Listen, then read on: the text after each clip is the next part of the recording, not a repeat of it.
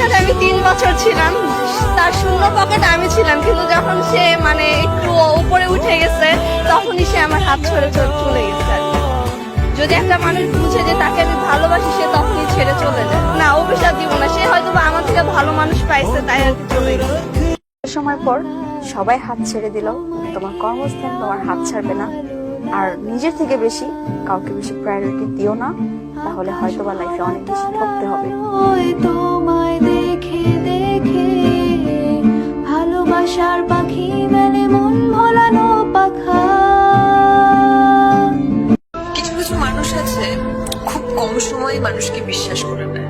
খুব বড় এক্সাম্পল আমি একটু মানে কম সময়ের মধ্যে মানুষকে বিশ্বাস করি। এখন যেহেতু একটু শক্ত হয়ে গেছি, তো অবশ্যই ট্রাস্ট করতে ভয় লাগে, বাট তারপরেও মানুষ তো ট্রাস্টের উপরই বেঁচে থাকে না। বিশ্বাস না করলে তুমি জীবনটা চালাবে কি করে, সামনের দিনগুলো আসবে কি করে? একদিন না একদিন হয়তো এই মানুষের কাছ থেকে ঠকবো। মানুষ এরকমই হয়ে গেছে এখন। একটা কথা বলি সবাইকে, টাকা পয়সা আজ নয়তো কাল হবেই। বেকার ছেলেকে ছেড়ে না দিয়ে তার পাশে থাকুন, তাকে সঙ্গ দিন, তাকে প্রতিষ্ঠিত হতে সাহায্য করুন। দেখবেন সে সফলতা পাওয়ার পর আপনাকে রানীর মতো করে রাখবে। অবশ্যই দুজনের চাওয়া পাওয়া কিন্তু একই হতে হবে। সুখ দুঃখ হাসি কান্না জীবনে থাকবে। প্রত্যেকটা মানুষের জীবনেই কষ্ট আছে, কষ্টের পরেই হচ্ছে সুখ। তাই বলে বেকার বলে যে মানুষের হাতটি ছেড়ে দিব এরকম না।